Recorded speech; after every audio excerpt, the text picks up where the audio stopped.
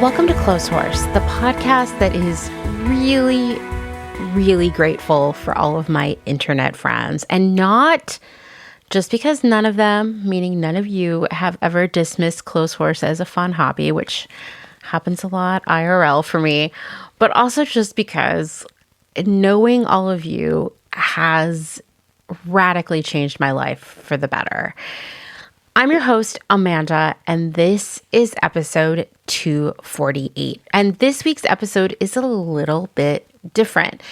This year, my friend and Clotheshorse regular, Maggie Greene, the Halloween Queen, Maggie embarked on an epic international cross-country adventure that she called the Tragic Optimist Tour. She even made a stop here in Lancaster County to spend a couple of days with me. And Ruby of Slow Fashion Academy came out here too to hang out with us. And it was just like a big, fun slumber party with hot pot and cats. It felt so amazing to have a house full of awesome people for a weekend. It was really a highlight of my year so far, of a year where I've done a lot of cool stuff. It was one of my favorite things that happened this year. And along the way on Maggie's epic journey, she recorded conversations with the people she visited, eventually turning them into a new podcast called Attention Confidential. And of course, she and we had to record a conversation together, but with a twist. For the first half of the session, she sort of interviewed me. And for the second part, I interviewed her. We recorded after she returned from her trip because we just had way too much fun and blueberry waffles to get around to doing it while she was here. And I guess it probably worked out for the best because we ended up talking so much. We had to record on 2 different dates because it was like, I don't know, at least 4 hours of conversation. But don't worry, I'm not going to make you listen to 4 hours of us talking right now. This week's episode of Clotheshorse is part 2 of our conversation where I interviewed Maggie. And at the same time, she is releasing part 1 where she interviews me on her website this week. I'll share a link in the show notes for listening to that one. Our conversation follows the format of Attention Confidential: self-awareness, curiosity, and advocacy in a safe container. Those 3 themes are expressed as the mirror, the magnifying glass, and the megaphone. See if you can spot them as we talk about internet friends, cats, Keith Morrison, and so much more. I'm sharing this part of our conversation without ads and with some music added by Dustin. So let's jump right in.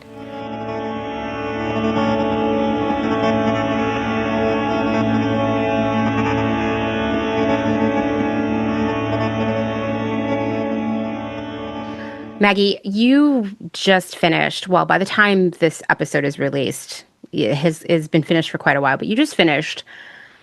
I hesitate to call it a road trip because a road trip sounds like, a few days on the road, maybe a week, 2 people, they eat snacks, they go from point A to point B and maybe stop at some roadside stops along the way. But I guess you would call it a road trip, but it's much bigger what you just did. So do you want to kind of give us an idea of like how big this trip was? Yeah, I'm with you. Like, road trip seems reductive a little bit. Cutesy, Yeah. I've referred to it as a personal odyssey. Okay, I like that. Certainly was a transformative adventure. And like from the professional side of things, I'll tell you the inspiration for the whole thing. Like, it was also a project with a capital P. Lots of multiple work streams, right? From logistics to strategic planning to emotional management, personality management, like communication, all those things. It was inspired by, in April, so April is when it took place, April 2025 was my 5-year business anniversary. And we all know where we are in 2025. In April, that was very clear. So February of 2024-ish, I started thinking about, well, my original plans for this milestone aren't really going to work. Like what I want, especially where we are in, again, 2024, 25, I want human connection. I'm craving it. I finally realized that that was, something that had been missing profoundly from my life. And so I embarked on this journey consisting of 30 days. So the entire month of April. Inside of that 30 days, I packed as much human connection in as possible, which found me traveling across more than 30 states. I think it was 32. So 32 states in 30 days, plus 2 Canadian provinces. As far as the scale, right, that gives you kind of some quantitative insight. On the qualitative side, the sheer emotional scale of this, as much as it was a project, an adventure, it certainly wasn't a vacation. I hope that if you don't take away anything else, like, that this was not a vacation. I was actively engaged in hard ass work, including, I have chronic anxiety. I had been travel averse my entire adult life. So all of this was like doing the things that scared me the most, in pursuit of this human connection piece. I got all of that and more. So your question was about scale. I'll leave it there. Much more to share, depending on what you want to know. I mean, I will say, as a person who also has chronic anxiety, someone tells me about a 30-day road trip where you're packing in as much social interaction as possible, and I am immediately spiraling. And I am assuming that a lot of people who are listening to this would feel similarly. Like, that is a lot. A road trip is a lot. A 30-day road trip is even more. And then so many social interactions. I mean, I don't know about you, but I don't, maybe the pandemic has made me this way. I'm not really sure, but I have gotten very comfortable being alone a lot of the time. And a lot of interaction can kind of exhaust me in a way that I am unaccustomed to now. Absolutely. The social battery, right? Like, yeah. So we were talking about scale and kind of quantitative insights. Like, I did some math, which is not my strong suit, nor my special interest by any means, but I'm like, what does this look like? How can I even describe? I did the math, and so the word peopling comes to mind. The concept of the social battery. For me, to be at my best, it is, I can take a little bit of peopling, and then I need some time to recover, right? To recharge. Yeah. So literally over 30 days, we're talking 1 month. If I met someone for coffee, right, once a week, I will have done more peopling in this 30-day period than over the course of an entire year. So I did the math, 53 adults. There are a handful of minors, some youngsters as well that I got to hang out with, but I saw 53 people. That's just the people that I intentionally saw. That's not even strangers at gas stations and people in traffic and, customer service people that I had to interact with, along the way. It was a lot of peopling and zero downtime, like no real time to recharge. I mean, it was like pedal to the metal, go, go, go, all 30 days. Yeah. So you said, wait, 53 people, right? How many of those 53 people had you ever met in real life before? And I mean, in real life, I think the internet is real life. We're going to talk about that too. But like, you had person to person, you're both in the same physical space at the same time, contact.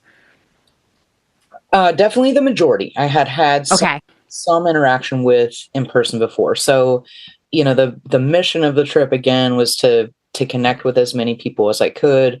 In the spirit of in support of my business, it was, connecting with clients, with collaborators, community members, And because of the sheer scale and distance and geographical kind of footprint, I had the chance to connect with old friends, with family members. So, 75%, a good 75% I had met before, but it was that 25% remaining that I'd only interacted with online, like on Zoom and virtual spaces, that I was especially interested in connecting with in 3 dimensions, we'll say. Yeah, that's a great way. In 3 dimensions. I like that. So tell me, I mean, a spoiler for anybody listening to this. Maggie did spend a night at my house, and this was our first time meeting in 3 dimensions, right? What was it like to interact with people for the first time ever in person like that? Did you have anxiety about it? Were you surprised, disappointed? Was it weird? Definitely not disappointed. Let me just for the record, everyone that I met for the first time in person in 3 dimensions, it was an absolute just, I've talked about radical joy, electric joy as like a visceral sensation, an emotional experience. It was amazing. I was definitely anxious about it. It wasn't meeting someone for the first time, but it kind of was. It was like similar jitters. In particular, there are things about me that don't come across the screen, right? There are people who have only ever seen me from like the chest up kind of. Yeah. But also, I wasn't anxious about revealing my appearance in full, but there's like other Right. sensory things too, like Yeah. they're gonna think I smell weird or um, so in a lot of ways it was a really, really big deal. But what surprised me the most was how kind of not a big deal it was. And I mean that in a positive way. It was like these relationships that up to that point had only existed in 2 dimensions, right? Online, were so rich and real that hugging a person for the first time, it was like just really natural. It felt like familiar, even though I might have expected it to be a little bit weird. Like in the moment, I wasn't thinking about how I smelled or how they smelled. It was like this really special physical shared space that we had together. So in a lot of ways, it was a big deal, and the surprise was that it wasn't really that big of a deal. I had this idea of like the fourth wall, which you'll hear me talk more about in other spaces, other conversations. There is no fourth wall. It's like this is all real.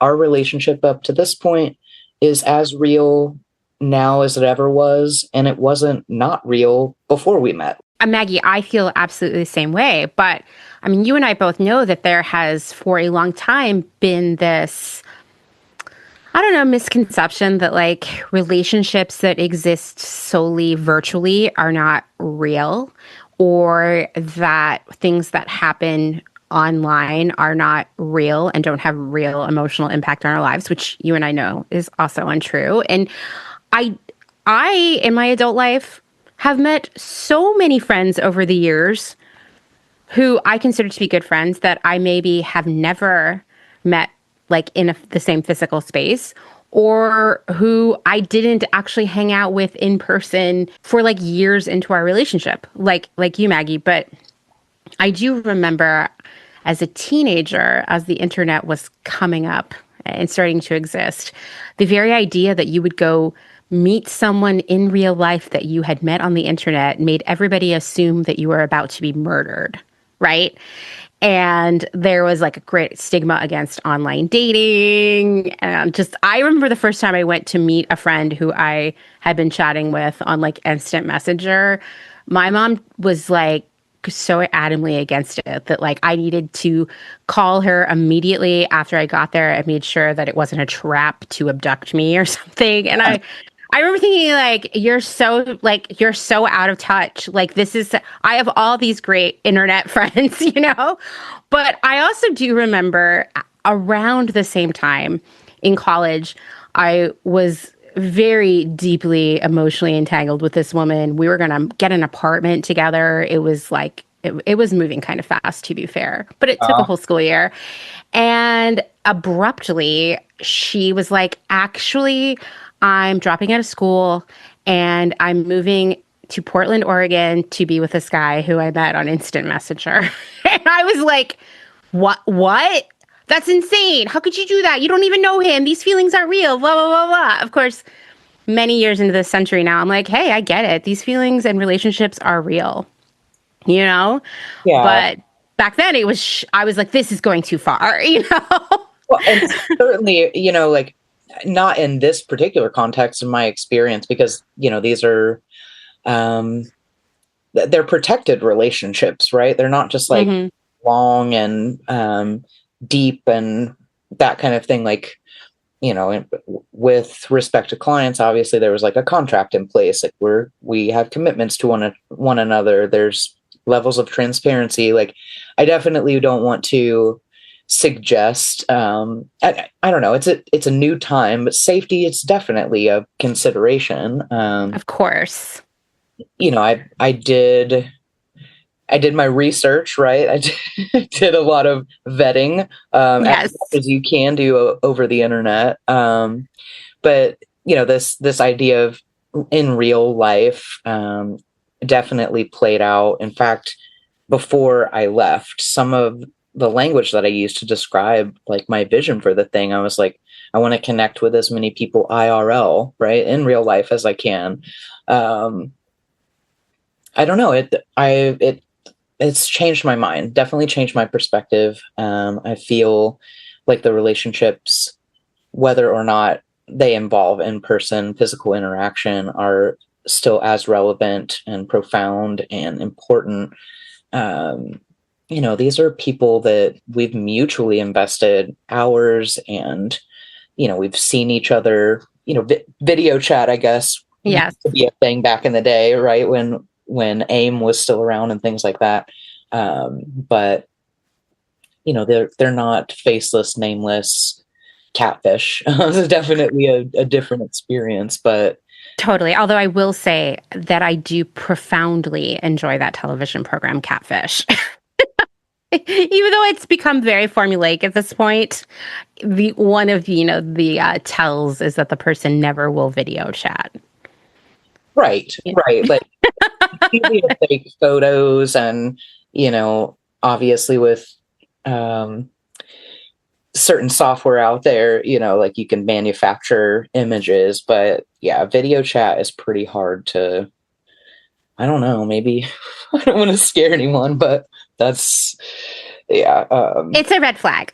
What Maggie and I are saying is like, we're not telling you that you should go out and just randomly go hang out with strangers from the internet. Okay.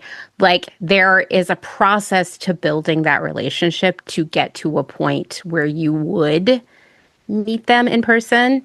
And that involves trust, right?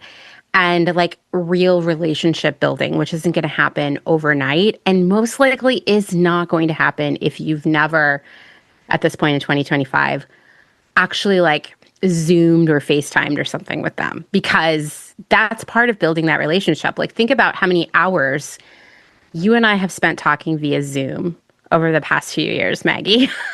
Right. How Yeah. many conversations, and you know, even outside of Clotheshorse, obviously, right? Like, Yeah. off the record, sharing personal experiences and, you know, details that, I don't know, you just can't fake them. I don't know, maybe some people can, but trust, I'm glad you brought that up. I mean, that was huge. It felt like a big exercise in trust to, you know, trust in myself that I can even do this. Can I even do something like this? But also trust in the people, you know, with whom I'm staying, to like, you know, be safe people, safe environments. Yes. Yeah. Yeah. And the same thing goes on my end for being like, yes, you may come and stay at my home, person from the internet, you know? So I told you it was not a big deal. Like, it was a big deal, but not a big deal. it was a really big deal to be able to see you. And I say this, you know, it was true of all of these experiences with people that, you know, I was so excited to meet, but like witnessing you in your element, you know, even though I've never seen your house, like never, you know, never met your cats except in photos, like it was surprising to me how little I was surprised by anything. I was like, this is so you. Like, this is absolutely you. I'm like, of course you'd have like a velvet painting of a cat, you know, like all these, but like I feel like it grew our relationship. It helped me know you, on a level that, again, like, you know, when you're on a screen, on the phone, there are those elements that you just don't get to experience. And so that was a big deal.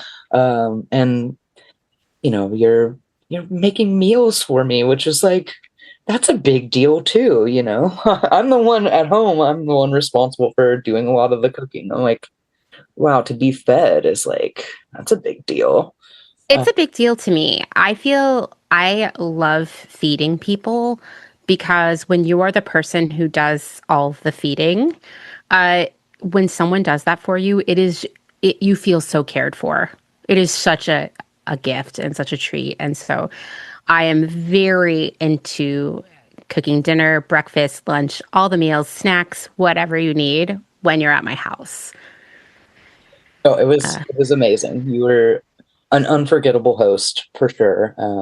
Still treasuring those memories. and what Maggie is not telling you all is that if you are a minimalist, my house is a nightmare, because it is extremely maximal in terms of like every treasure I've ever thrifted in my lifetime, but very artfully merchandised, as Ruby pointed out once. Absolutely, like definitely curated, Yeah. an absolute reflection of your personality. Like, you know, the Clotheshorse energy. Clotheshorse is you, right? Like, Yeah, yeah, it is. It is. And my house is a reflection of that too. And yeah, I'm glad you got to come and we got to have that time together because, yeah, it felt, and we talked about this, I think before you left, even just like, it was like, I feel like at this point we are family, and it was just like having a family member come to visit. It feels as if you and I have known each other our whole lives. yes, And for you to be in my house, hanging out, sharing a meal, telling stories, it it just felt like the most natural thing to happen. And it was such a source of joy. Um, and to be honest, Maggie, like in a year that I will tell you, my mental health has been really, really bad. I've been like hanging on, basically, barely. That was so like emotionally sort of rejuvenating in a way that I didn't even know I needed. I feel the same way. And, you know, kind of back to scale of this experience, like that is what is still impacting me and what I know will continue to have an impact years down the line, is that feeling of nourishment, you know, Mm-hmm. literal, but like emotional nourishment, literal too. Damn nutritious and nourishing food, but the emotional connection, like same on the mental health side. Like that's part of the reason why I did this when I did this. It's kind of an investment in the dark days that will come up later and have come up. You know, I Mm-hmm. experienced some depression coming back just because it's over, like, but it's not Yeah. in some ways Yeah. too. Like I want that same feeling all the time. um, and there is something really special about three dimensions that you can't get in two dimensions. um and I think that is part of it, you know. Hearing you describe it like a family member coming over, like that's how it felt to visit with these people, to visit with you. Like, you know, it's just it's something kind of hard to describe. Yeah, it really is. But like I specifically, I would say since 2020, and you can speak if your experience has been different. I specifically feel as though I have gained all of these people in my life who our relationship, at least initially, if not still, has been solely virtual. And yet the feelings and the connection and the intimacy of it all are so real and bring so much value to both parties. The way I have viewed connection has changed a lot over the last 5 years. Yeah, maybe the word is community. Like when people talk Yeah. about this idea of community, it's that emotional experience, that being in the presence of one another. And that concept absolutely happens, organically in a virtual environment, might look a little bit different than in a physical environment, but it really is the same at the core. Yeah. Yeah. I'll tell you, by the time this episode comes out, the series that I'm currently working on right now will be long released, long ago. But I'm basically doing a ton of research and writing about people and their relationship with brands and their personal identity and sort of the illusion of brand as like an entity, right? People who are like, I'm an anthropology gal or, whatever, right? And the thing that has been coming up a lot in my research that I have been ruminating on quite a bit is how for many people, one of the communities they belong to where they find connection, and I'm not saying this is bad or good, is via the brands they most admire. And that sounds wild when you say it out loud, but there are all these Facebook groups and subreddits for people who are just like, I'm a huge fan of Big Bud Press, or I love New Works, or Glossier, or you name it. And yes, people are talking about things that those companies are selling and things they want to buy, and they're reselling things, but they're also becoming friends and sharing their personal stories and getting to know one another. And I think in a time where we feel quite lonely, capitalism is like, hey, how about here's something for you to gather around? Yeah, affinity groups, right? But like, Yeah. generally speaking, though, like any shared interest, any mutual interest, it can be anything, right? Starting at that point, starting with that can be really powerful. Like, you well, let's say how we met, right? In 2020, there's like this convergence of, we're meeting around some of these core values that we share, but also this, this love of clothing and shoes and accessories, like, and also we're whole people beyond those individual interests. So I can see that, as you're sharing in those groups online, like, yeah, it starts with Big Bud Press, but also you're human and you have cool thoughts and stories and experiences, and you show up with empathy and like, hey, we get along really well. Like maybe maybe there's more to it than just the brand or just this thing, obsession with clothes, whatever it might be. I mean, what do you think people who do minimize sort of like what happens online and online relationships as less valuable or, quote, not real life? Do you think that that view maybe could make you miss out on something? Or is it maybe a safer way to view it all? Yeah, I don't. I think people are really quick to criticize if they don't understand something or if they have a fear of something. And your question actually reminded me of a story, like a personal example. I won't share who the person was, but someone very, very close to me. Um, it is making an observation that I'm on my computer a lot, right? Or I'm on the phone a Mm-hmm. lot, and that turned into like just quote unquote playing online or playing dress up with your Dislike. yeah yeah Dislike this. playing dress up with your internet friends. Like the mutual interest obviously is the style piece and the fashion piece, but also yeah, it just felt extremely minimizing and reductive. Like, you don't know what we're talking about. We're talking about capitalism. We're talking about politics. We are talking about trauma, like all of these deep emotional experiences. Um, I think, like, don't knock it till you try it, but also maybe it's not for everyone.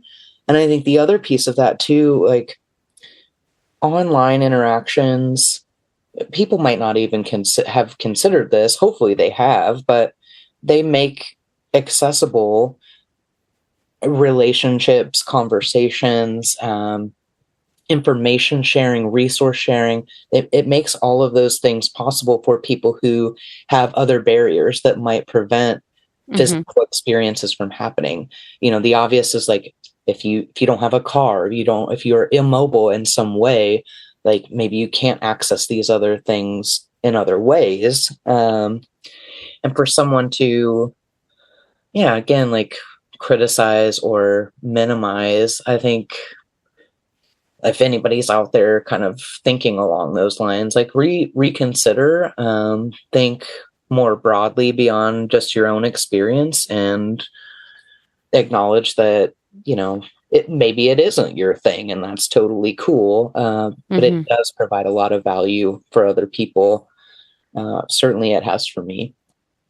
Yeah, absolutely. And I think you really do bring up a good point there that for some people, or many people, there are various barriers to getting out there and seeing people three-dimensionally. Like for me, for example, right now, it's that I live in a rural area, right? And I also work a lot, so I have my socialization windows are pretty limited. But other times in my life, I can specifically remember being in my 20s, the mother of a small child, a single parent, and not having the ability to go anywhere. But my one luxury was internet access. And I would instant message with my friends, and send epic emails and all of those things, right? Like, because that was where I could have that like socialization and build those relationships. And I think that, I don't know. I also just want to say that things that happen online have a real emotional impact on us. We cannot compartmentalize that. And so, in the era of like, it seems like there's a troll around every virtual corner, it's important to remember that it's okay to say people on the internet are hurting me, frightening me, unsettling me. It's okay to block people. It's okay to leave a platform. It doesn't make you a weak person or, I don't know, a person who's too wrapped up in the internet if these things cause you emotional harm. Yeah, it's absolutely valid. And I love that you meant like reminding people that it's okay, giving them permission. Like, if you need permission to set boundaries, take that away from this conversation. Like, it's absolutely, you don't owe the public anything. You don't owe strangers anything. I know sometimes it can feel that way, especially if you're entrenched in, spaces like social media, whatever the platform might be. Yeah, you are human. You're not a two-dimensional machine, or, facsimile of a human. You have the whole human experience, including emotional. And yeah, I think it makes you stronger actually to set those boundaries, to share about it if you feel comfortable and safe doing so. But yeah. You know what I will say? One of the things I've learned from social media / the internet over the years, of many things I've learned, is I actually think you might think this is pretty wild. You tell me what you think. I think I have learned a lot about the sort of net benefit of setting boundaries via social media, where someone was saying something horrible to me, hurting me online, and I just blocked them, and I felt so much better. And it made me realize that I can keep the real life trolls out of my life too, and that there is a win in doing that for me, right? That actually benefits my mental health and my general health because it's, it's so entangled. In a weird way, this social media taught me how to protect myself and why I should. I might still be like learning that because I mean, at this point, so if engagement or investment in, whatever, time, energy, all those things into social media as a spectrum, I was like all in deep, like every single day, multiple times a day. It was an active thing in my life, even when I wasn't directly engaged. I was thinking about it or planning for it, all of that. Mostly right in support of my business. And then as of like a year ago, I've been out, like gone, sort of dropped off. And in between, I'm always in between making those decisions or that level of involvement. I'm thinking about the impact. I'm thinking about attachment, my relationship to this thing. Where does it all fit? What am I learning? Is this growing me in any way? Still trying to figure those things out, but the boundary itself, like the empowerment, I guess, and the validation that came from walking away without feeling like I might have felt like I had to explain myself, but I didn't. I was just out. Like, this is not where I want to be right now. I'm not handling it well. My mental health is a bigger priority than like trying to make this work around it. But yeah, I think it's amazing to hear from you again, like someone who is actively involved, right, regularly, to have come away with the insights of like the internet. That's awesome. Like social media teaching you more about boundaries and meeting your own needs is freaking awesome. I think that definitely speaks to the value we were talking about the virtual space, Yeah, because it is real life and it really does exist in our brains and in our emotional sort of landscape. It is part of our memories. It is part of how we learn things. We learn things from the internet, like about ourselves and how to protect ourselves. And, I have definitely over the last 5 years of Clotheshorse experienced some people being incredibly horrible to me on the internet, saying some of the meanest stuff, saying via typing, obviously, the meanest stuff that anyone has said to me in my whole life, that's a lot. And, I wish that I could delete those words. You and I are both people who find words to be very powerful. So that kind of stuff is very impactful on me. But knowing that, like, I didn't have to put up with that I didn't have to be a people pleaser and let that person hang around or try to make them like me or want to not say mean things to me. I mean, I'm a people pleaser. So generally, if someone is bad to me, I, in the past, would be like, how do I earn their affection? Very standard child abuse survivor kind of behavior. So, And somehow the internet has helped me be like, fuck off, which I needed. I needed that. yeah, if only we had been able to say that, while enduring abuse as children, like what I wouldn't give to say fuck off, right? Yeah. Seriously. So, okay, you have definitely pulled back a lot in your social media presence in the past year. Like, do you feel like you're missing anything? Was it hard to do that? I don't feel like I'm missing anything. So what others might perceive as total absence, it's a lack of engagement on my part, lack of visible engagement. I absolutely still check in with people. I certainly follow news updates, and also I've diversified my sources for information and also connection. There's more about it that I don't miss. I do miss seeing my friends and people that I care about, businesses that I'm passionate about and want to support, I miss seeing, real-time updates about the cool shit that they're doing. And I'm still able to get it in sort of digest form, right? I can see it happening.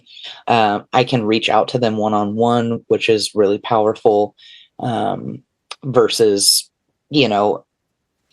doing that in like a public forum with an audience. I don't know.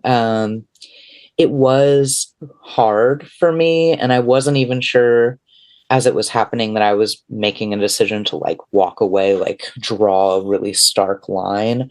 But there was that, similar emotional impact as we talked about before. Like I felt like, I can tell you today, you don't owe anything to the public, because I felt like at one time I did, right? As a business owner, I have to be here. I should be doing X, Y, Z. I'm definitely in I don't know if it's like existential space or if it's oppositional defiance or whatever. Like, I just really am not interested in conventions or standards or expectations. Like, who made these rules? I don't know. And if you're saying I have to be on social media, like, I'll do it if I want to do it. I don't know. And I don't want to take away from anyone whose business or livelihood or even social interaction like is fully reliant on these platforms. It just, for me, it was really hard. And like I said, I'm still figuring it out. Maybe there is some future point where I can engage with it in a healthy way and not feel like it takes up so much of my time, even beyond the direct engagement. Like you were talking about, those words hurt, and they hurt in the immediate aftermath, and they also can haunt you for weeks at a time. Yeah. And maybe that's on me, right? To navigate that, to figure that out, coping strategies, all of that, boundary setting. I feel like my time and skills and energy, emotional energy, is better spent elsewhere. Like I just, which that's hard to say too. Like, everyone I know, most of the people I know are actively engaged in it. I needed a freaking break. Yes. And I think I have found in the past, I felt that sort of obligation that I had to be there all the time, that I owed something to someone, whatever that means. And in the past, like, year or so, sometimes I just reach this point where the negative feelings I have are so extreme. They're building and building, like the pressure is building inside me, that I just take a break from social media. And I find it is incredibly restorative and almost sort of instantly restorative. And I use that time to do other things. I read a book. I go for a walk. I work in my garden. I play my Nintendo Switch. I'm really good at Tetris, not to brag. I do these things that just, I don't know, are solitary in a weird way, that like help me get that break that I need. So I do think that the internet would tell you otherwise, but it's okay to not be on social media all the time. Don't tell the Zuckerbergs and such that I said that. They'll totally push me down in the algorithm. On the other side of that, like, what might you be missing out on by not? I don't know. Like, what is it like now that it's out of my life, at least for the moment? Like, I've had more phone dates. I've had more coffee dates, like actually hanging out with people, socializing, like this notion of what social media was perhaps intended to be, community building. I have more time and bandwidth for that, which has really been transformative for me. Like, mental health wise, definitely still struggle. We all do at points, but I know that it was the right decision for where I'm at mental health wise right now. And I don't feel like I have any regrets. If that changes, I'll definitely report back and let you know.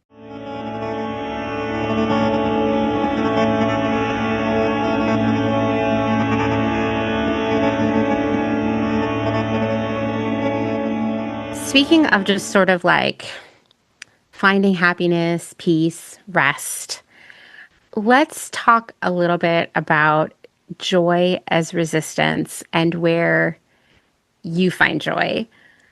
Can you tell us about a time when choosing joy felt like an act of defiance, like really kind of one of the most intense acts of resistance that you could take? And what did you do? I mean, I don't think this will be a surprise, but let's take the road trip, quote unquote road trip. I know, like just underselling it with that name. Optimist tour is what I called it. It was a hell of a journey. Making the choice to do that, even though I'd been planning it for a year and thinking about the idea, actually doing the thing when there were so many reasons not to, not the least of which is, right, the backdrop of this experience, which is what we're all sharing in, at least in America right now. Like everything is saying, go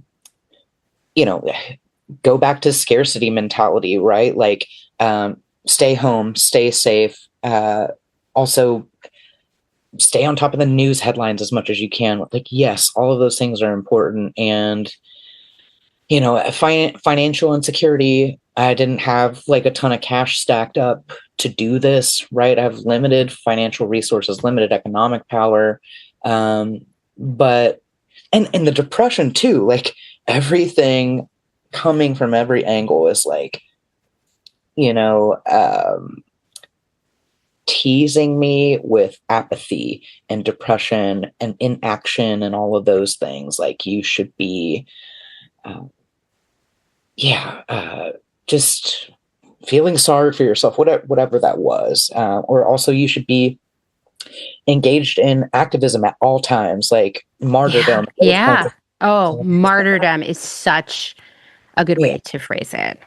And I was like, in the planning of this, I'm talking with close friends and family. I'm like, it feels like the absolute worst possible time to do something like this, which tells me it's also the best time too. Totally.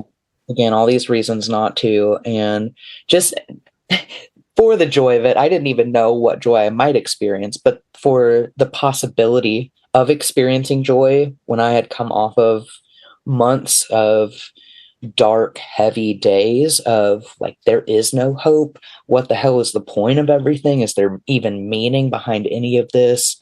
Doing that, just like I said, on the mere possibility of joy, mere promise of that possibility was worth it. It was a big risk. The reality is that like we can never really, I don't know, like pick up momentum, make change via resistance if we are not also taking time for joy. And something that was just driving me to a fit of rage on social media last year was people being like, oh, how can you celebrate Halloween when this is happening in the world? Or anyone who's celebrating Christmas or their birthday or going to a wedding or having a baby shower when all these bad things are happening in the world are bad people who are selfish and who don't care about anyone outside themselves. And I would say, actually, life is really short and it is full of hard times. And it is important to make the concerted effort to have joy, connection, rest, do silly things that in no way make the world a better place sometimes. Because if you don't, you're going to get burned out so fast that it's hard to turn things around and actually be sort of like an effective member of your community or activist. And Halloween last year was the only thing that got me by, like knowing that October would come and Halloween was something to look forward to. It is sometimes the smallest things, right? Yeah. And we've got to have those, whatever that is for you, especially right now, because this is a long game, right? Yeah, it really is. Yes. Gotta get it where we can. Yeah, absolutely. I was in Japan for a month last year over Election Day, and I remember specifically learning the results of the election, watching it unfold in real time, where after a lot of people were in bed here back home, but it was, the morning and early afternoon where I was, and really having to come to terms with it at this incredible outdoor museum in the mountains. Just like, I don't know, this stunningly beautiful place. There was like a foot bath, like a hot springs foot bath to soak in there, and all this incredible art, and just the most beautiful, glorious November day in Japan. And being like, I can't enjoy this right now. I'm so devastated, and I can't ever enjoy anything again until this is fixed. And having to have like a really serious talk with myself, like, bad times are coming. Bad times never went away. We need to make space for both. Yeah. And I swear that honestly, I sometimes need to take that advice a little bit better myself. Okay, well, let's talk about some maybe like smaller things, literally, that bring us joy. Let's talk about cats, which we don't talk about enough here on Clotheshorse, for sure. I was just thinking about that. My little boy Cyrus is just within reach. He's always never far away from me, within a couple feet at all times, if not directly attached to me. Yeah, let's talk about cats. I love cats. Same. And just going to say this, hot take here, very skeptical of people who say they hate cats because cats are great. I agree. And I like, while I love all animals, certainly I have dogs, I have a cat. I feel like I am a cat person. I don't know. I may or may not always have dogs, but I feel like cats have always been a significant part of my life, and I can't imagine life without them. Same. Yeah, they are precious creatures. They're also different than other animals. Like, I feel like I don't know, they tell you how they want to be treated or not. They're really good at boundary setting. We were just talking about boundaries, if I am in a shitty mental health space, like, there is nothing that will get me closer to getting out of that than like burying my face in cat fur, even though I'm technically allergic. I don't know if I've shared that publicly before. No. Sure, like, overexposure has helped me overcome that in some ways. I still get like icky, swelling, infection stuff if I like get bitten or scratched, but yeah, bury my face in fur, and hearing a cat purr is like, almost instant relief from panic or sadness, any of those things. It's just really important to me. I don't know. What about you? Oh, I mean, like, I currently live with 4 cats. We did have 5. One of them was Janet. Janet actually lives with Dylan now because Janet, first off, I don't know if Janet knows that she is a cat. And I say that because she really hates cats. And so she was really struggling to live with other cats. Janet now is an only cat, lives with Dylan, is spoiled rotten, is having the time of her life, still probably unaware that she's a cat.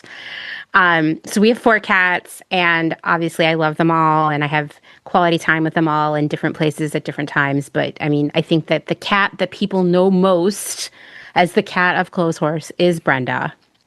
And Brenda came into my life in 2019 when I trapped her and her siblings, who were all kittens, in the alley behind my house, my rented home in Philadelphia.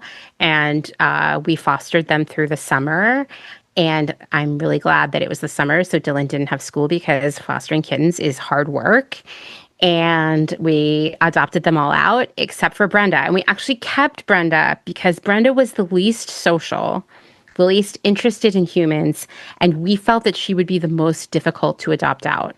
So we were just like, we'll just keep her. And I don't know what changed in Brenda's mind, but after her siblings were gone and she was just more of a like tween Brenda, like a 12-year-old kind of Brenda in human years. She sat down. I was sitting on the couch on my laptop. She just came in, got on the couch and slid under my arm. So she was half in my lap and I was sort of embracing her while I worked. And that was the beginning of this like really intense relationship that has honestly gotten me through so many difficult times. And one thing that happened in 2020, in addition to many other bad things that happened in 2020, is my cat Mo died. And he had been with me, I mean, most of my adult life, you know, and it was very, very traumatic, very painful. The grief, I mean, I don't want to go too deeply into this because if you've experienced pet grief, you know, it's horrible. It was overwhelming. And in dealing with that also at like peak pandemic, this was the summer when George Floyd was murdered. It was a very dark time. I had no job. Things felt so hopeless. I'm going to tell you that Brenda is one of the ways I got through that. Her love and just always being there,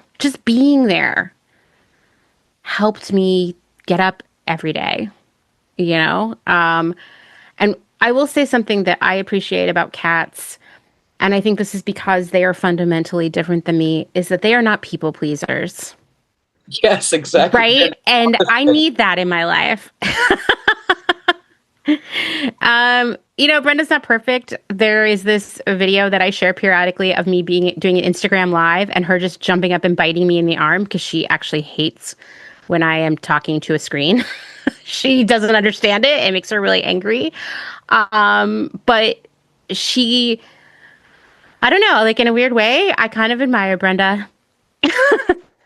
It's funny about her reaction to you talking on the screen. Like Cyrus is the opposite. He loves a Zoom call.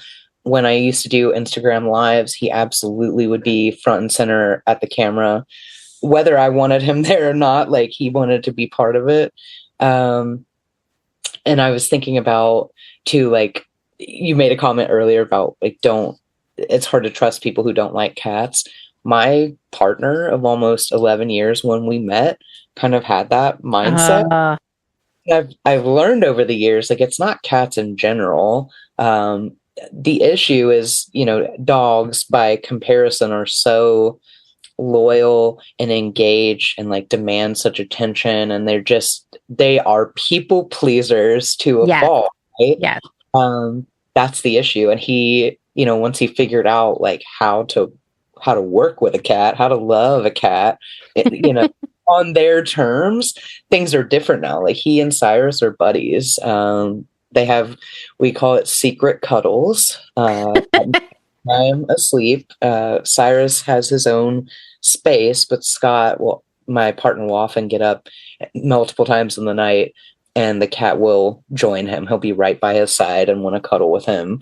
So they have secret cuddles and it's very sweet. They definitely have a sweet relationship. I think my partner still, I don't know, it's still a cat. So he's like, I don't know, but they all have unique personalities too. Like you can't just like pass blanket judgment on all cats. Cause like you were saying about Brenda, like some cats think they're dogs. Some cats have different behaviors or habits. I love them all. Yeah, me too. Me too. No matter how rude they are, I love them. Okay, well, something else that you and I both love that is slightly different is Keith Morrison. Do you want to explain for people who Keith Morrison is? Oh, yeah. If you don't know, Keith Morrison is a longtime journalist, TV personality, and reporter for the famous show Dateline. He has an extensive resume beyond that, but that was my introduction to Keith Morrison. I'm a big true crime fan, which interestingly, like, I don't know if this is something you share, Amanda, but I think there's a high correlation. This is just anecdotal. I don't have any statistics, but I think there's a high correlation with survivors of trauma and child abuse having some interest or affinity for true crime. Still kind of figuring out the language to describe that, at least from my personal experience. But I first discovered Keith Morrison through the Dateline program on ABC. Do a TV show as well. They have a podcast out now. When I discovered the podcast, it was like, it's over. Yeah. So Keith Morrison, he has a really special timbre of voice. And, yes, it's very distinctive. Yeah, his speech patterns, like the cadence is really unique. He also has some of the best hair of anyone on television. And that has been true as long as he's been in TV that I know of. Silver Fox, I might call him a Silver Fox. I don't necessarily find him attractive, but the hair is rocking for sure. It's all white now, very thick and full. I'm checking something out. Is Keith Morrison married to Matthew Perry's mother? Yes, yeah, he is. I was gonna say he's also the late Matthew Perry's stepdad, which I found out in the last year or two. Was kind of an interesting, unexpected. I was like, oh, Yeah, just like a little fun fact. What a lucky lady. Although I've heard she's really awesome too. So what a lucky couple to have found one another. So I will just say, like, I rarely watch television. So the only time I have seen Dateline on television is in a hotel room where it seems like it is inevitably on. I, however, have binged and listened to every single episode of the Dateline podcast, which really is just the audio recording of the television episode. So there are times where they are clearly in the television program showing you something important that I miss in every episode. And I just have to be like, oh, they're showing something right now. It's cool. I'll just draw some sort of inference from this, But there is something, I mean, I will say, not all people who have experienced trauma love true crime, but for me, I do feel that it helps me feel like I'm going to be safer and more protected in the future by listening to these things, that I'm going to take care of myself because I'm going to be ready for everything now. And also, there is just something so soothing and hypnotic about listening to the Dateline podcast. Like, I can't explain it, but when I am stressed out, out of my element, maybe traveling or something, putting that on, I'm like, okay. Everything's going to be fine. Bring this full circle, not to bury the lead, but when I stayed with you, Amanda, it still cracks me up to this day. So one of my self-soothing activities, one of my, just like you were describing, if you're in a stressful situation, in this case, I was traveling, was not in my own bed or my own environment. So like, how do I relax and get myself ready for sleep? So I put on the Dateline podcast, and I will search and search and search for the Keith episodes, because not every one is hosted by Keith, right? Yeah. I will search and search. So I have a curated list of only the episodes where Keith is the reporter. I fired one up at Amanda's place, and the next day I remember you saying, "What? Did I hear Keith Morrison last night?" And I knew immediately I wanted to talk to you about this, because like, not everyone knows, right? Like, at least knows enough to recognize his voice. Like, that was really powerful and potent. I was like, methinks maybe you're a fan as well. It was really interesting and funny. Like, I felt a little self-conscious because I try to keep the volume, just so I didn't want to be disruptive, but for you to have heard it and also recognize his voice made me feel seen in a cool way. I don't know. No, I mean, just for anyone who's listening, I live in a 150-year-old farmhouse. I don't own it, but I would love to. It's something we talk about. Like, could we convince the owner to sell it to us? Because we just love this house so much. And it is not luxurious. Like, we don't have, I mean, you didn't get to experience this, Maggie, but we don't have central heat or anything like that. And it's also a very strange layout, and there is not a lot of like soundproofing per se. And so the guest room where Maggie was staying shares a closet with the bedroom where Dustin and I sleep.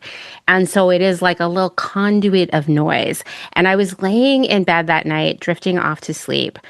And I really, for a moment, Maggie, thought that I was dreaming about Keith Morrison.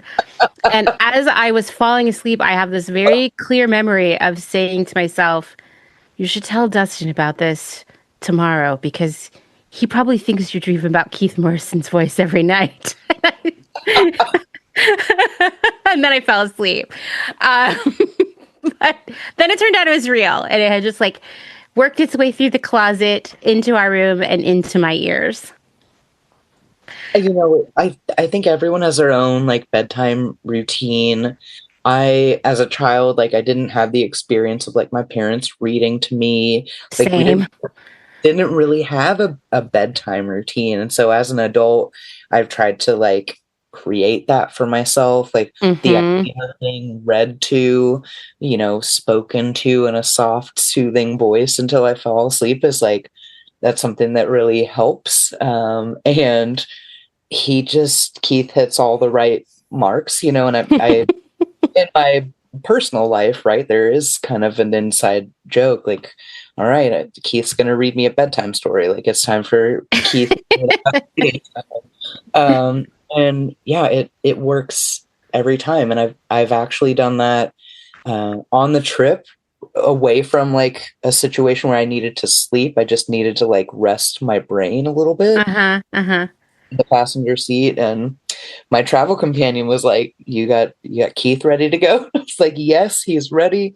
I don't know what I'm gonna do when I was gonna say if no, he will eventually die. And No, not allowed. Think about it. We're gonna put him, turning him into a cyborg if we need to. We'll have reruns to reflect back on, but yeah.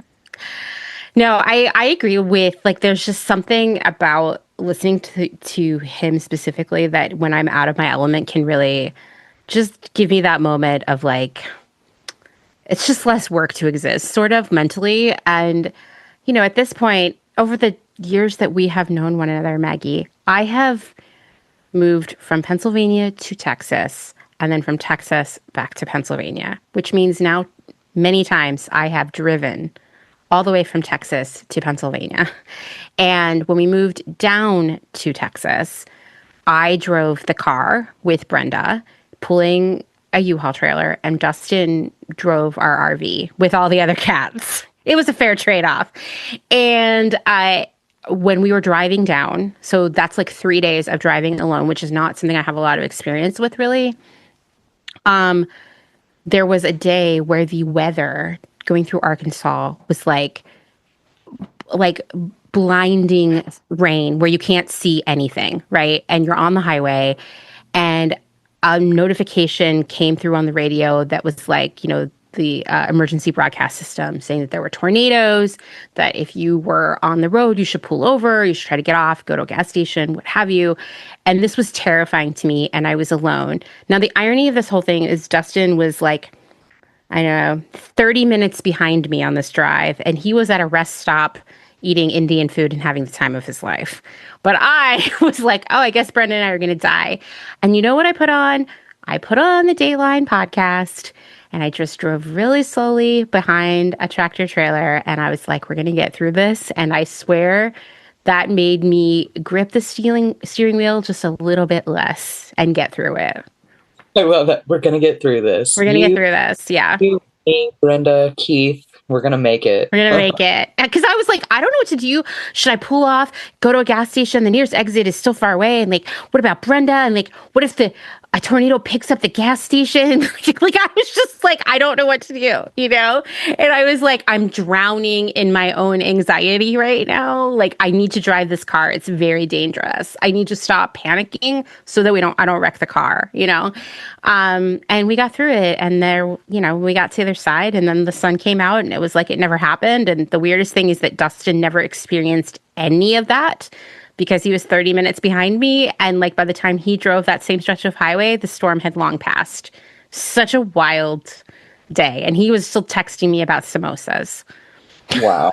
I also just realized that I said it was an ABC program. It's an NBC Oh, program. yeah. NBC. Oh, yeah. ABC is 2020, which I will just tell you, not as good quality as Dateline. Sorry. I've tried. It'll do. It will do in a pinch, but it's Yeah. not the same. Yeah, exactly. Okay, well, let's move on to the last part of our conversation, which is where we're going to talk about like a mission that you feel needs amplification right now. You mentioned to me that you're managing a fundraiser for a young artist in Palestine. Can you just tell us a little bit about how that happened? Yeah. So this was spring of last year.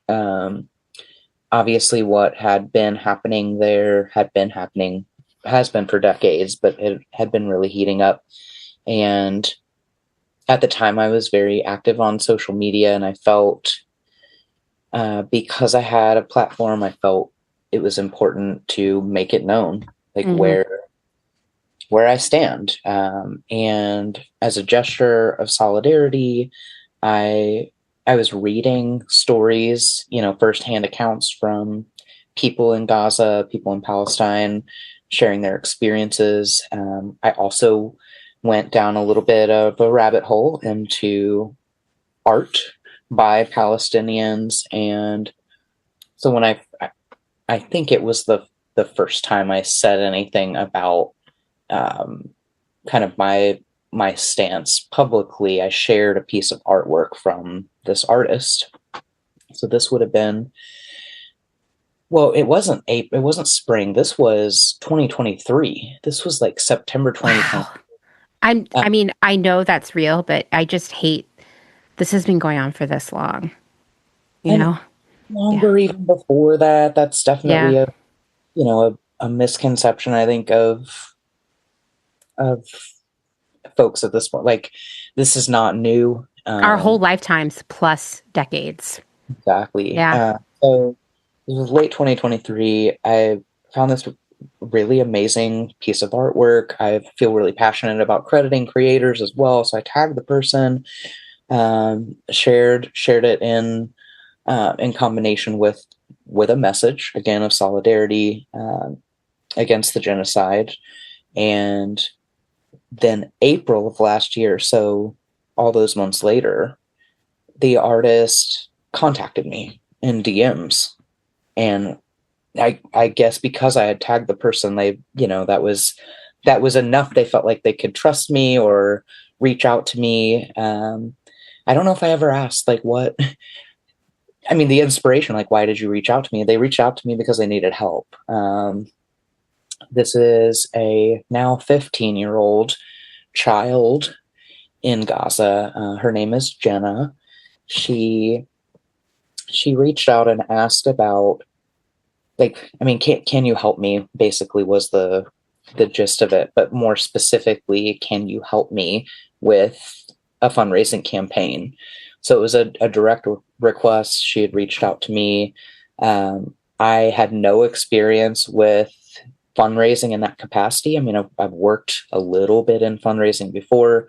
Wasn't sure what all that would entail. So I said, I want to help you, and I need to figure out how to do this, right? Is it even feasible? Because I didn't want to make any promises if I couldn't follow through.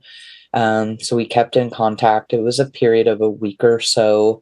I'm asking other people who are in support organizations, other people who want to help. Like, what's your experience? What's your advice?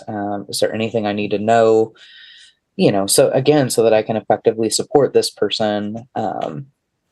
And so, yeah, I got those questions answered, coordinated with her to get the information needed to launch a GoFundMe campaign. So the campaign, the original campaign, we launched in April of 2024.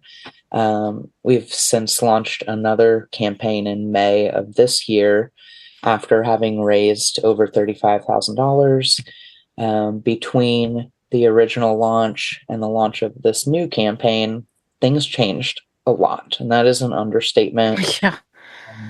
Over the period of that first year, she and her family, so her two parents and her three siblings, who were all under the age of 17, had been literally displaced, forced to move very quickly and urgently, and under the most terrifying circumstances a person can imagine. I think they were relocated, displaced 11 times over a period of a year. So their hometown, their home village was completely destroyed. They were evacuated, displaced to these different refugee camps all over the Gaza Strip and outside of it. And now they're back home as of January of this year, home being in their original place of residence, or that relative geographical location, and everything. And as far as infrastructure, everything around them they are in pursuit of rebuilding their life, their home, all of those things. So the new campaign reflects that need, whereas the original campaign was evacuation from Gaza. The funding was intended to go towards that, because the situation and her needs, the needs of her family, changed so rapidly. We thought it prudent, right, to be transparent to donors about that. Evacuation wasn't possible, so those funds were leveraged for survival. Basic needs, including water, things that we have ready access to. Many people have ready access to here. That's a lot of information, and certainly, I'm guessing you probably have more questions, but that's the high level of how this came about and kind of where we're at now.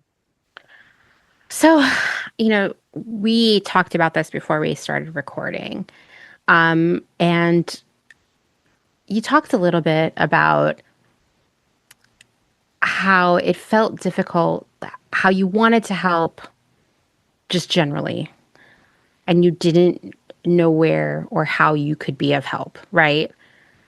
How has being able to help someone, and specifically some people, like humans with names that you know now, how has that helped you sort of cope with the tremendous grief and rage that comes with knowing what's happening right now? There's the emotional experience of it all. There's the feelings, and then there's the doing and the actions. And if the feeling is, I want to help, and it was, right? As I'm trying to wrap my head around what is happening before this person even reached out to me, it feels so big and so complex. Like, where do you even start? I was almost frozen, right, in action, because I was really caught up in the feelings. I don't have the capital resources to be able to donate to large organizations with any kind of regularity, certainly not in any significant amount that would actually make a difference. Yeah. Felt so big and so I couldn't, like I said, I didn't even know where to start. So the opportunity of, I think an individual coming and asking for that help personally helped me focus a little bit more. I can't help everyone. I cannot even begin to conceive of doing something. There's no singular amount of money that will solve this, that will No, heal no. this. Um, but the chance to help one person was like, I can't do much, can't physically, emotionally, financially. What can I do? This is something that I can do, right? And as far as the emotional experience of it all, the only way that I can be effective, and effective being taking some action, meeting this need, the specific, you know, if she had asked me to, you know, speak with her daily about her emotional experience, there's no way I would have capacity for that. There is the bearing witness. Certainly that plays a role. And in preparing to launch the campaign, I'm looking at photos, I'm reading about her experience, and I am having my reactions, and those things are separate from the doing, from the actual service and advocacy. So you have to create space for that. We talked about this a little bit earlier, right? You have to meet your own needs. You have to set boundaries, whatever that looks like, so that you can show up and be effective and take effective action. So it is not easy, and I'm not going to lie to you. I've leveraged compartmentalization more than one time. I have to sort of button it up, pack it away, set it aside, the feelings part of it, again, to be able to show up and do the thing. In this case, it's not regular emotional support. There's no, at the same time, I'm a human, and I know she's a human, and I've been a 14-year-old girl in a strange place with no resources before. And so there's a lot of empathy there. And I do certainly care about her. I check in regularly when several days lapse and I've not heard from her, I have to, that curiosity, that concern is ever present, and if I don't hear from her, that might mean that the internet has been that infrastructure has been destroyed, which has been the case most recently. But also it's possible that she may not survive. And I have to navigate that as well. Just like anyone who gives a shit about what is happening on a broader level. Again, this is a child, and a child who has asked me, presumably from their perspective, a safe adult. I feel like I'm a safe adult. It's a big deal for her to feel safe asking me for help, and I feel a responsibility to do that. What you're talking about right now, actually, it's sort of like brings together so many things that we have been talking about during this conversation about real human connection and relationships existing virtually, right? And trust being an important part of all of this.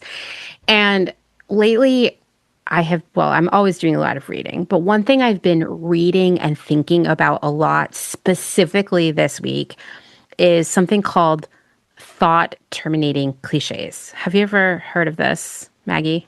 Thought terminating what? Cliches. Oh, cliche.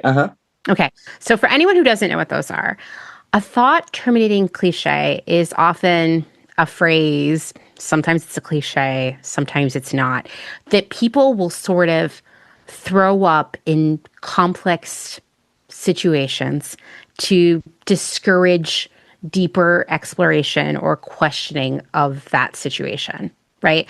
Thoughts and prayers, right? Yeah, that is that's an amazing example. Or like, I don't know, maybe your friend loses their job, and really when you think about it, like that brings up a lot of fear of like the economy or like ageism associated with job searches, or many things, right? But instead you say, well, maybe this is a good thing because, what's meant to happen happens, or the universe will provide, or this is the universe trying to tell you something. Perhaps in some religious situations, it might be like, don't question it, just believe, right? When you talk to people about issues of like overconsumption or fast fashion, they might say, well, there's no ethical consumption under capitalism, and that is not intended to be like any sort of like scathing indictment or beginning of a conversation about capitalism and the ethics of it. It's meant to say, shut it down, stop thinking about this bigger thing, and just like go buy a Keurig or whatever, right?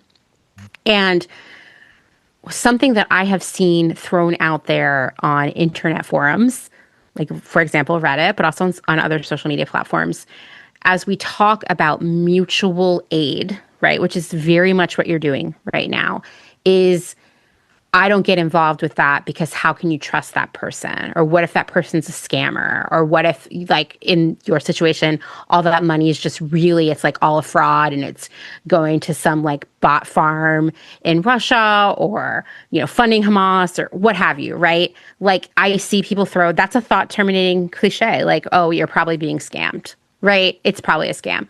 And what this really is you trusting two strangers on opposite sides of the world, trusting one another, right?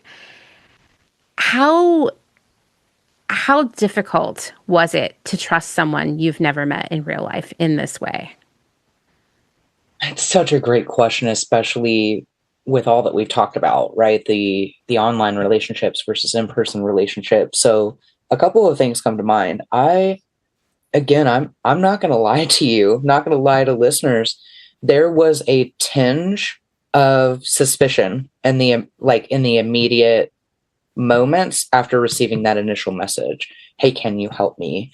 And there are bots and scammers absolutely out there who are masquerading as people in need. So I am aware of this. I think the suspicion is healthy in the outset, right?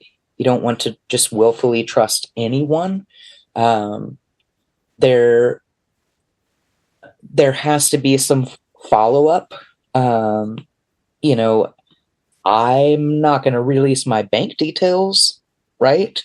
If the other party is releasing their bank details, which is a critical component for launching a campaign, by the way, in case anyone is curious about the mechanics of that. It is hard, and it was also made clear to me, just like it has been with other, I won't say all online interactions make pass the test in that way, right? Like, I do have a really strong intuition, and we had extensive conversations before I took any action, like, again, to use my bank account to facilitate this. It's hard. And there was also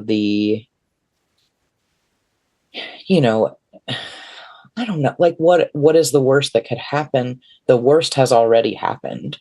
And any mistrust could have been a barrier to actually meeting this need that this person had shared with me.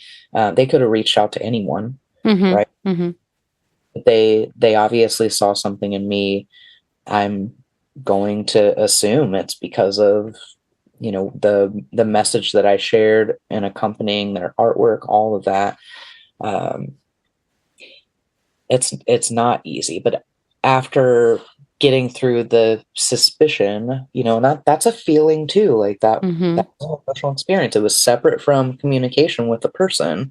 I didn't say, how do I know you're real? That was clear to me over a period of conversations. The other thing, so, the transactional piece of it, the tactical part is, having to set up an account, attach it to your bank account, and then the disbursement of funds. That activity is something I I'm doing as well, which requires contacting the bank to initiate a wire transfer. And I was met with suspicion. It was well intentioned, of course. They're concerned that I might be a victim of a scam, but I will never. Right. Right. It still happens on occasion. Like usually I end up with the same customer service person and they've gotten to know me. I'm like, it's Margaret Greene again. Every month, every 2 months at the latest. It kind of depends on how long it takes for funds to accumulate enough to send a wire transfer. It's definitely met with suspicion. And I appreciate that from the perspective of the customer service person, but yeah, like in their position, in their shoes, like, you're sending funds to Palestine. Do you know this person? Is there a personal relationship? Have you ever met them before? And it was, I'm answering these questions truthfully, and I'm telling them like, I'm the campaign manager for GoFundMe for this child, this person, this family in Palestine. But that, it's really tricky. I definitely had people advise that I not do this specifically, that I instead, if I wanted to help, point them in the direction of one of the larger global organizations, relief aid, things like that. That's not what the person asked for, right? And how long is it going to take for this family to see those relief funds when you donate? And I'm not discouraging anyone from doing those things. Gosh, if you got the financial resources, please put them towards causes that you care about, organizations that are actually doing the work on the ground. But you don't see the impact. You don't know exactly where your economic power, whatever you have, goes. In this case, I know exactly where it's going. She's sending photos and videos and voice messages. We've spoken live in real time before. I know her. I know her family now. They are a part of my life. Yeah. And I think, all mutual aid, whether it's happening with someone in your town or an organization in your town, a group of people in your town, or across the world, it really does have to involve trust and like sort of the innate connection between humans, right? And I often see mutual aid being dismissed via these like thought terminating cliches of like, well, it's probably a scam, or how do you know it's not a scam? And I don't know. Sometimes I'm like, I get it. There are lots of scams out there. Like I said, I watch a lot of Catfish. I'm up on the scams. But I also feel that kind of pushback is often raised not out of concern, but out of like, I don't want you to do it. Does that make sense? Like, yeah. It's like, I don't want to believe that mutual aid can work. Not me personally, but people who say that. And you're just like, well, I'm sorry, but like, I mean, and you and I talked about this when you interviewed me, the systems that we have in place right now are actually do not guarantee help to everyone, and like, they don't guarantee easy, fast, timely access to help. Right. And so we have to work outside of that. Yeah. And kind of along those lines, like, I don't want to disparage the entities, organizations, teams, and communities that are making a positive impact, that are doing the right thing. And nonprofit is a business, and there's some questionable and shady shit that goes on. Yeah. You're telling me. So. Yeah, absolutely. And so there is something to be said about direct mutual aid, and the thing about direct mutual aid, what makes it work is trust, right?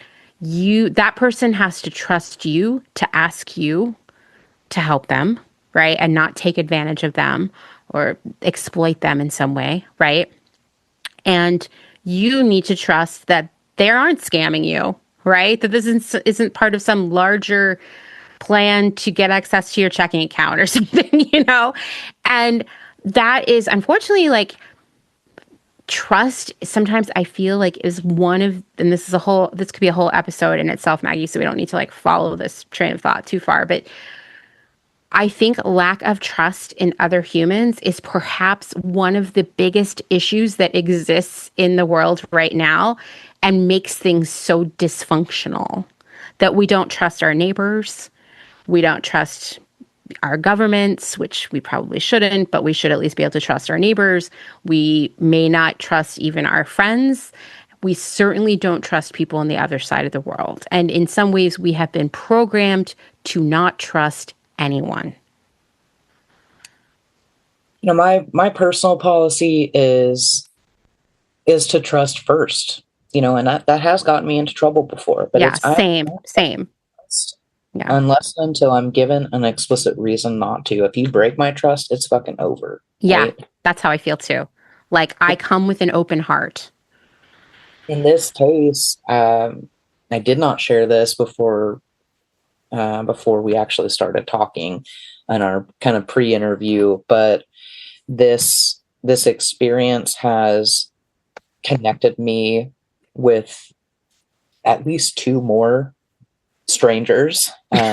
Put that trust into practice. There is a woman in Italy named Alice who also had been reached out to for help by a family in Palestine. Just so happens the recipient of that particular campaign and their family is like first or second cousin to Jenna. So those dots were connected. The person in Italy reached out to me saying that they were encountering some challenges. GoFundMe as an institution had changed some rules about what countries they would release funds to. And, you know, her campaign recipient, whose name is Arwa, is like I said, Jenna's cousin. She'd reached out to me for insight and advice. And ultimately the solution, that they asked, I did my research before I made any commitments, but the ultimate solution was for me to serve as a supportive conduit to channel those funds to that intended recipient. And it involved the recipient of the campaign that I manage, Jenna, who is in contact with her cousin. They're not in the exact same geographical space, but so I am helping the person in Italy help another family in Gaza by serving that role. And it involves a fair amount of communication and coordination. You know, I let Jenna know like there's going to be another deposit coming and it's intended for Arwa, and she handles, the transfer from her mother's account to Arwa's mother's account. Lots of trust, lots of moving parts and things in the balance there. And what's happening as a result of that trust, that mutual aid, community building, even from such distance, like thousands and thousands of miles, in a few days, I'll get photos of the things that she was able to purchase. I get a message from Arwa saying, thank you, we were able to get medicine for my sibling, or, it's incredible. It's definitely an exercise in trust. And I don't know, like I said, I don't have any reason not to trust these people at this point. I'm trusting myself to make good decisions in support of causes that I care about. And when it comes to vulnerable children and families, and if I can help, especially if you're asking me for help and I can meet that need, I will show up for you. That might be all I can do.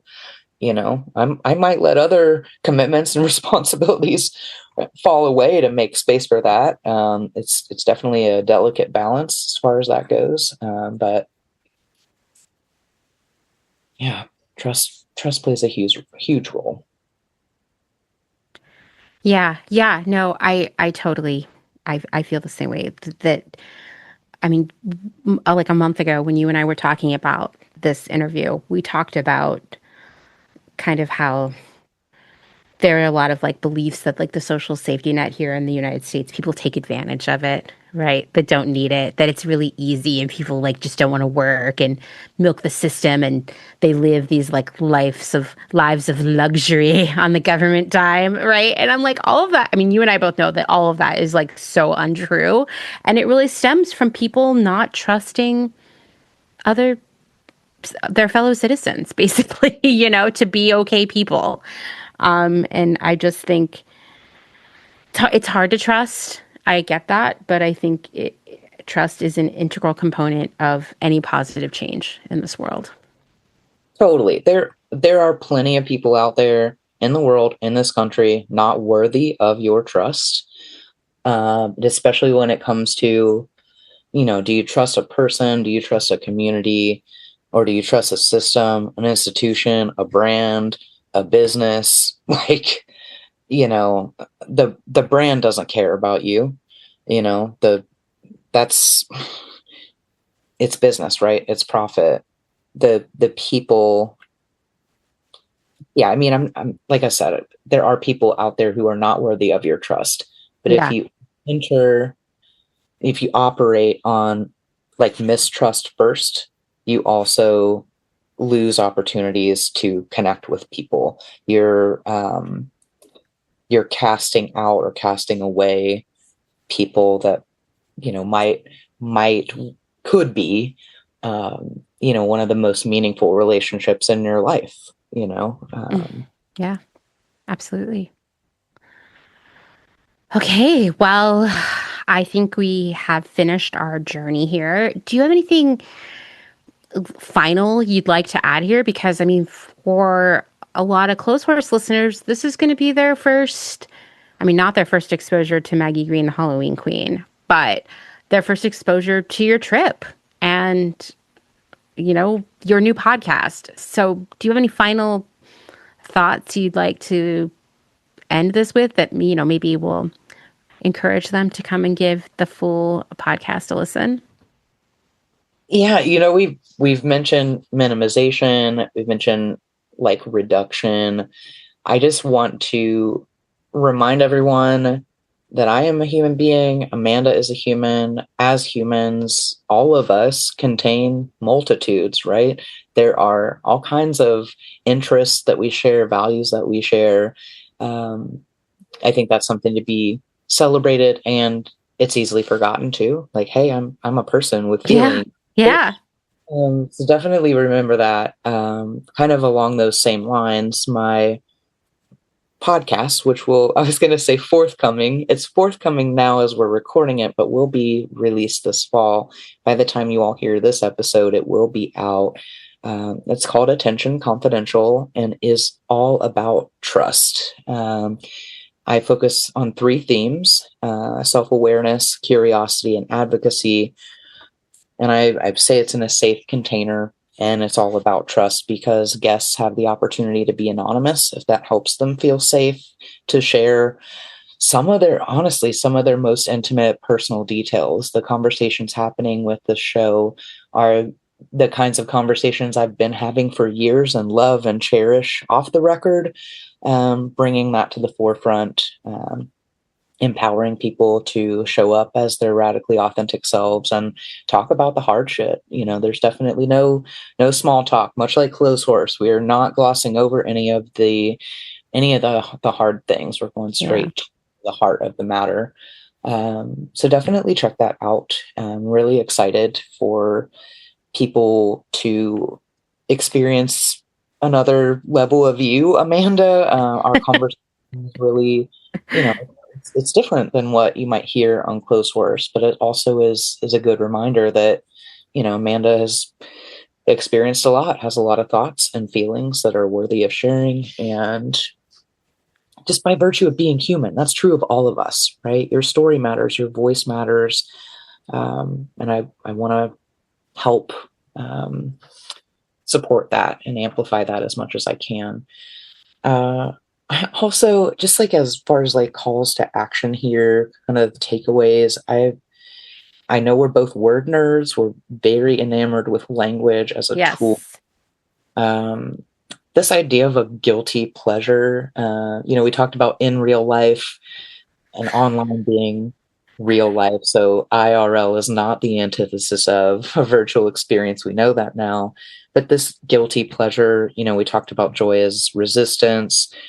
Some people, as are thinking about what brings me joy, they might have these things they might consider guilty pleasures. Like, you have no reason to feel guilty or ashamed. Whatever it is that brings you joy or pleasure, those things are valid and should be absolutely celebrated. Yes. You don't have to celebrate them in public spaces. Like, those things are just for you. When I think of guilt and shame, it's often in context with like other people's perceptions or expectations of you. If there's any time, in your life that leaning into pleasure, joy as an act of resistance, like, it's now. Like you said, Amanda, life is short. So I would encourage people to remember that, to practice that. Yeah, absolutely. I think that's a great place to end this conversation, because I will always be the advocate for giving yourself moments of joy. And you know what? It takes effort sometimes. Right now, it takes effort. And that's okay, because it's still an important part of keeping us energized and active and productive. Absolutely. Thank you, Amanda. It's been a wild ride. I know, we really go places.